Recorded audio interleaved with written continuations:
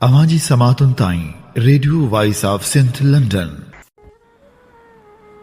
Doctor Akash Ansari ji इहा ॻाल्हि बि कहिड़ी न सच आहे। रुगो महबूब माण्हू था मरंदा वञनि, आहे छो न आख़िर इन्ही जो को हल। सिंध धरती मुसलसल विछोड़नि जूं भोगनाऊं भोगे रही आहे। क़ौमी सोच रखंदड़ बाशऊर माण्हुनि जी मोकिलाणी जिते दर्द जी लकीर सीने ते लीके वेंदी आहे, उते अहिड़े रोशन ॾीए जी पुॼाणी थी वेंदी आहे जेको समाज में रोशनी पखेड़ींदो आहे। इंतिहाई सुहिणे सुभाउ वारो नौजवान क़ौमी कारकुन ज़ुबैर सागर बि काल्ह दिलि जे दौरे सबबि मोकिलाए वियो।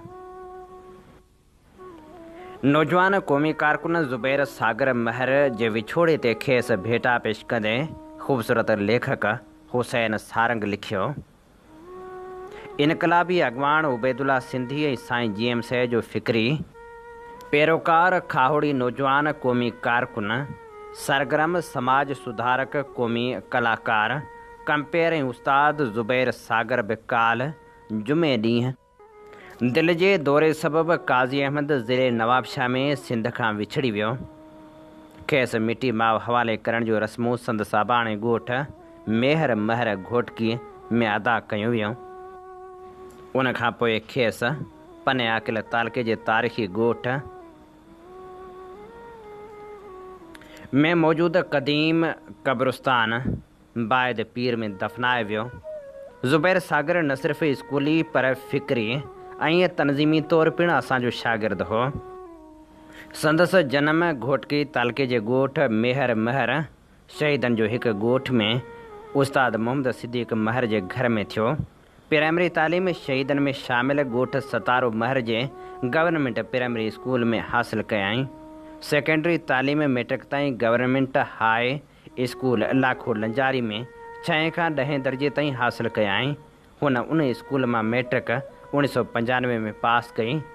उते मां संदसि वॾो भाउ ग़ुलाम मोहम्मद अब्दुल गनी कुंभर, जान मोहम्मद महर, ग़ुलाम नबी सुमरो, शमसुद्दीन ॾहर ऐं ॿिया संदसि उस्ताद रहियासीं। हुन स्कूल जे शागिर्द ऐं असांजे ॻोठ आरब महर सां संदसि नानाणो रिश्तो हुजण करे असांजी साणुसि तमामु घणी फ़िक्री ऐं अमली वेझड़ाई थी।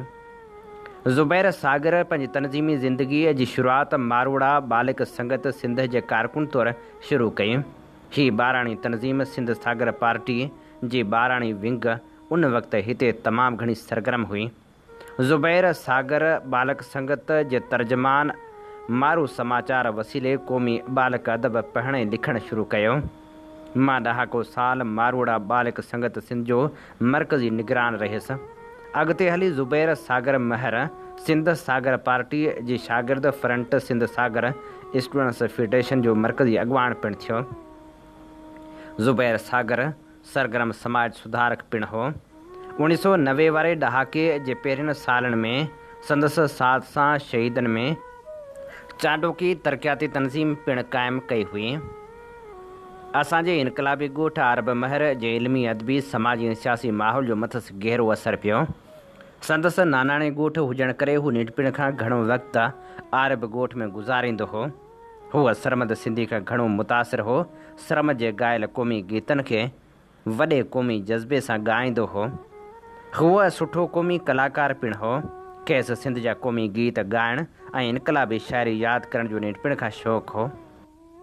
सिंध सिंधियनि सिंधी ॿोली ऐं सिंधू दरिया सां खेसि अथाह उल्फत ऐं जज़्बाती वाबस्तगी हुई।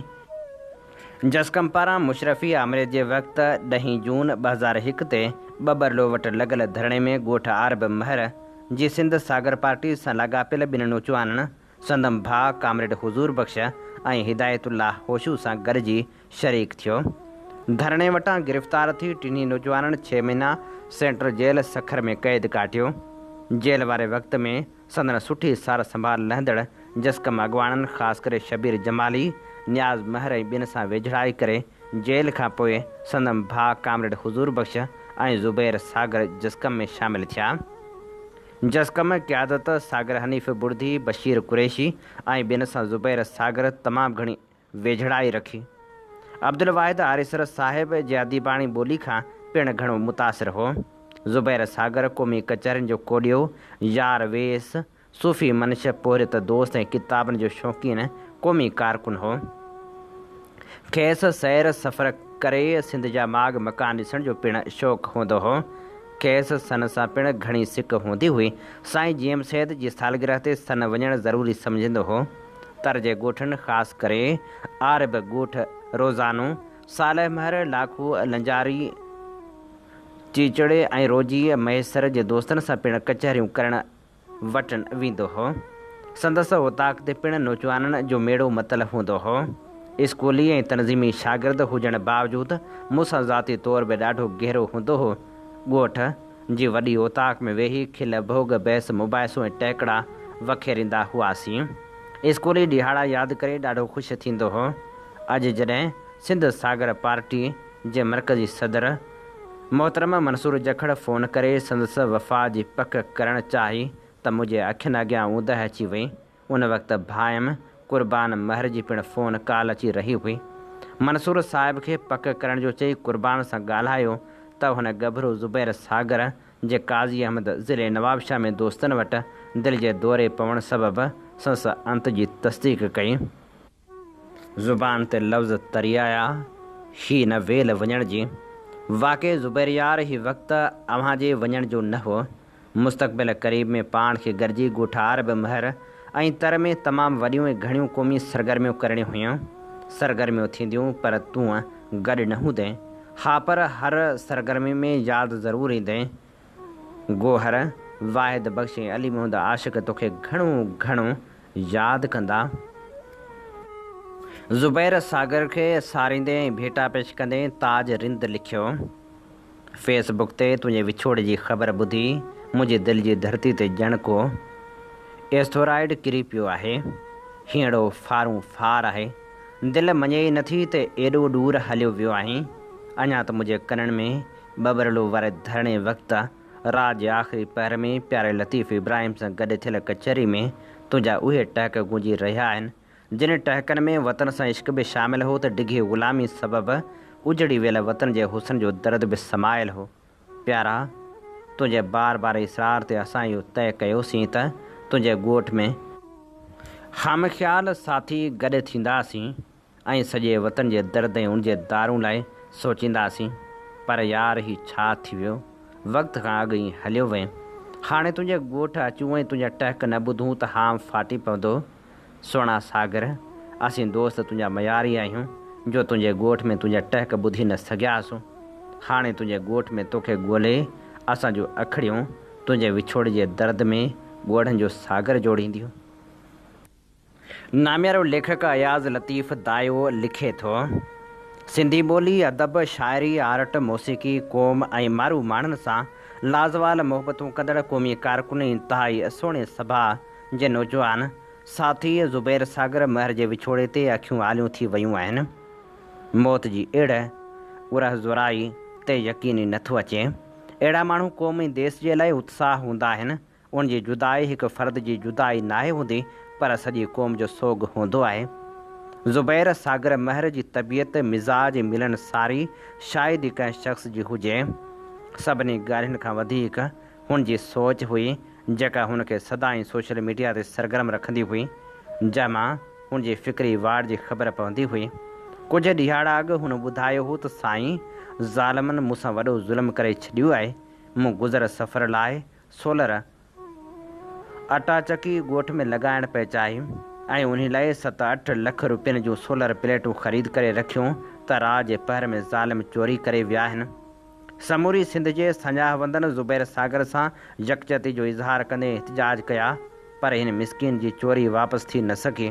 जंहिं बाद हू सख़्तु परेशान रहियो ऐं हू मूंसां मुसलसिल राब्ते में रहियो ऐं ॿुधाईंदो हो त मुंहिंजो मुतहरिक किरदारु वॾेरनि मनशात फ़िरोशनि ऐं पुलिस वारनि खे पसंदि न आहे। इहा हक़ीक़त आहे त उन्हनि खे अहिड़ा माण्हू पसंदि न ईंदा आहिनि, तंहिं करे उन्हनि खे अहिड़ी तरह परेशान कयो वेंदो आहे ऐं नेठि हू परेशानी ऐं टेंशन में पंहिंजी ज़िंदगी खे बि अलविदा करे छॾींदा आहिनि।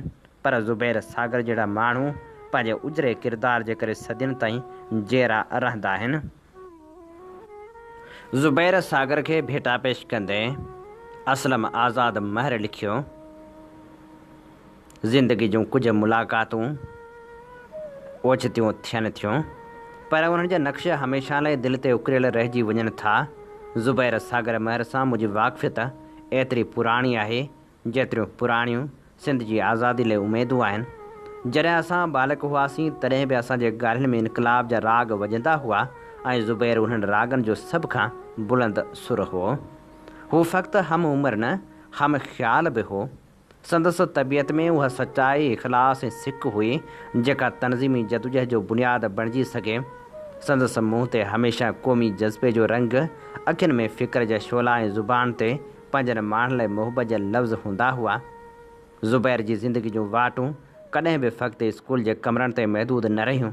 हूअ तालीम सां गॾु तनज़ीम, अदब सां गॾु अथाह शऊर ऐं मुताले सां गॾु अमल जो साथी रहियो।